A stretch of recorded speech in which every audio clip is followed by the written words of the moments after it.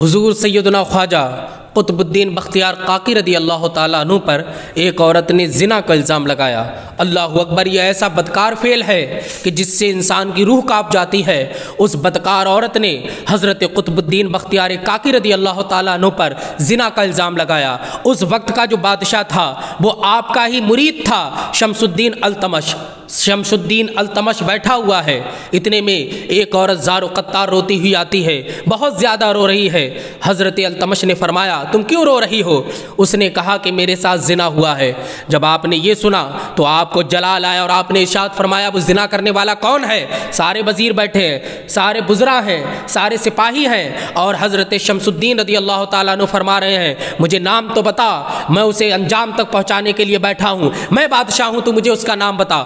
عورت نے کہا اے شمس الدین، اگر میں اس کا نام بتا دوں گی تو تمہارے پیروں کے نیچے سے زمین نکل جائے گی، تم سوچ میں پڑ جاؤ گے آخر یہ شخص بھی زنا کر سکتا ہے اور اس نے میرے ساتھ زنا کیا۔ اللہ اکبر۔ حضرت شمس الدین التمش کہتے ہیں نام تو بتا، آخر وہ شخص کون ہے؟ تو عورت بھیگی پلکوں سے کہتی ہے وہ بناوٹی رو رہی تھی، دکھاوے کا رو رہی تھی، اس لیے کہ وہ تو الزام لگا رہی تھی، جھوٹا الزام، اسے پیسے ملے تھے الزام لگانے کے لیے جو حضرت قطب الدین بختیار کاکی کے دشمنوں نے اسے دیے تھے کہ تو قطب الدین پر الزام لگا تاکہ یہ ذلیل و رسوا ہو جائے۔ یہ سوچ کر کے وہ دربار میں آئی تھی اور اس نے کہا تھا کہ میرے ساتھ زنا ہوا۔ جب اس نے اپنی زبان پر حضرت خواجہ قطب الدین بختیار کاکی کا نام لے کر کے آئی ہے تو حضرت شمس الدین التمش گھبرا گئے، پریشان ہو گئے۔ اللہ اکبر، وہ کبھی ایسا نہیں کر سکتے ہیں، وہ اللہ کے ولی ہیں، وہ تو رات و دن اللہ کی عبادت کرنے والے ہیں، رات میں قیام کرنے والے، دن میں روزہ رکھنے والے، ان سے تو خلاف شرع کوئی کام نہیں ہو سکتا ہے، مگر تو الزام لگا رہی انہوں نے زنا کیا ہے۔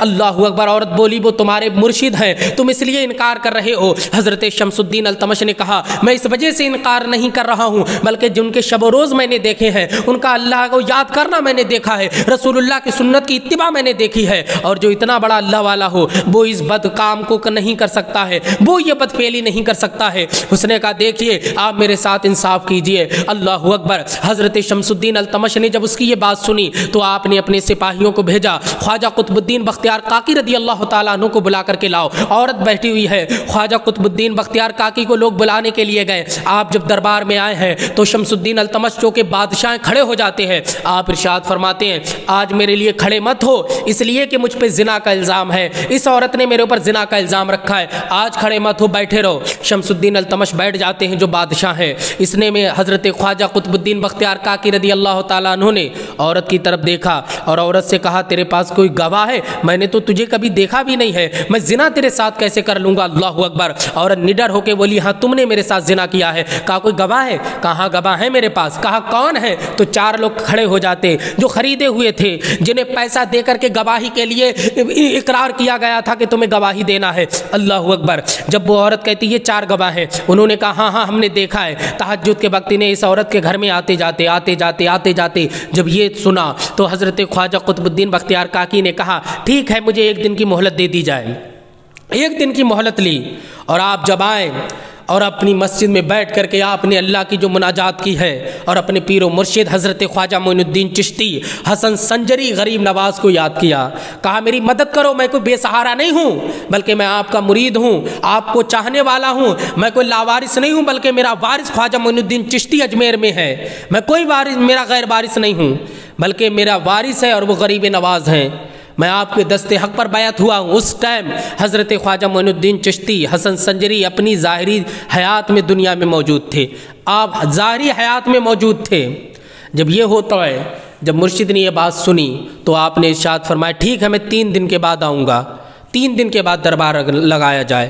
دوسرا دن ہوتا ہے، شمس الدین التمش بیٹھے ہوئے ہیں، حضرت خواجہ قطب الدین بختیار کاکی کہتے ہیں عورت سے 3 دن کے بعد میرے پیر و مرشد آئیں گے، 3 دن کے بعد میرے مرشد آئیں گے اور وہ گواہی دیں گے اور بتائیں گے آخر ماجرا کیا ہے۔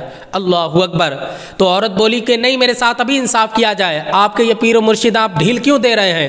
آپ نے کہا نہیں جب میرے مرشد نے کہہ دیا کہ میرے مرشد کے مرشد آئیں گے تو یقیناً غریب نواز دہلی ضرور آئیں گے، اور 3 دن گزرے ہیں، 3 دن کے بعد دربار لگ جاتا ہے۔ حضرت خواجہ قطب الدین بختیار کاکی نماز پڑھنے لگتے ہیں، حالت نماز میں اپنے مرشد کو یاد کرتے ہیں، نماز سے فارغ ہوتے ہیں، اللہ رب العزت کی بارگاہ میں ذکر و اذکار کرنے لگتے ہیں۔ بالکل وقت اپنے میعاد پر پہنچ چکا، ختم ہونے والا وقت تھا، اتنے میں غریب نواز کی سواری آ جاتی ہے۔ غریب نواز دیکھتے ہیں عورت کی طرف جلال بھری نگاہ سے اور کہتے بتاؤ کیا اس نے تیرے ساتھ زنا کیا ہے؟ تو عورت کی آنکھیں میں جو آنسو تھے وہ کم ہوئے۔ پھر آپ نے ان مردوں کی طرف دیکھا جو 4 مرد گواہی دے رہے تھے۔ آپ نے فرمایا اپنی عاقبت سے نہ اندیش ہو، تمہیں مر کے نہیں جانا ہے، بتاؤ کیا زنا کرتے دیکھا ہے؟ تو ان چاروں کی نگاہیں جھک گئیں، کوئی نہیں بولا۔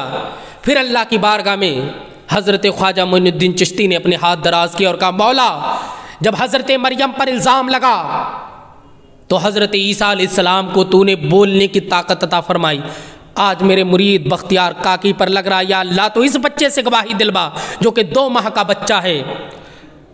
اللہ اکبر۔ جب اتنا سنا تو وہ بچہ جو وہ الزام دے رہی تھی کہ میرے ساتھ زنا کیا گیا، تو وہ بچہ پالکی کے اندر کہتا ہے کہ میرا باپ یہ نہیں ہے بلکہ دوسرا ہے، اور خواجہ قطب الدین بختیار کاکی جو ہے وہ بالکل اس سے بری ہے، انہوں نے کچھ بھی نہیں کیا ہے، وہ اللہ والے ہیں، نیک ہیں، پرہیزگار ہیں، متقی ہیں۔